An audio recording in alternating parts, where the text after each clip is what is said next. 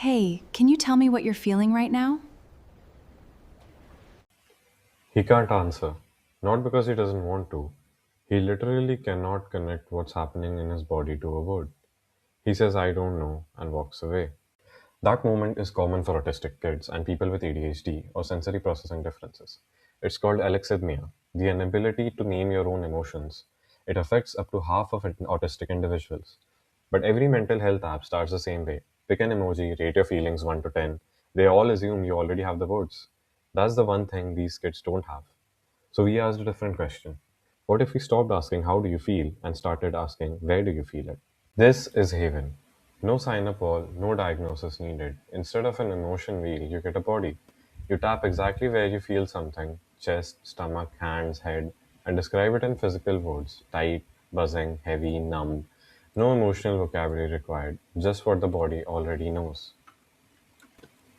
From there, our AI pipeline, Gemini for deep reasoning, Grok for speed, looks at the body data and suggests emotions that might fit. It never tells you what you feel, it offers possibilities and you decide what resonates. You stay in control.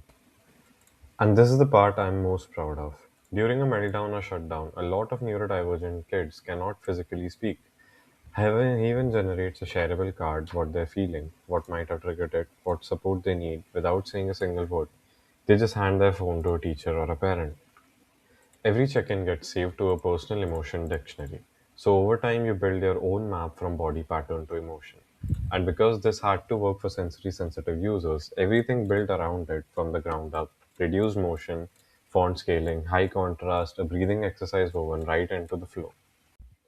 Front ends Next.js and React 3 Fiber for the 3D body map. The AI side is a 5 step LangGraph pipeline, passing sensation, mapping emotion, updating the dictionary, generating coping strategies, building the card.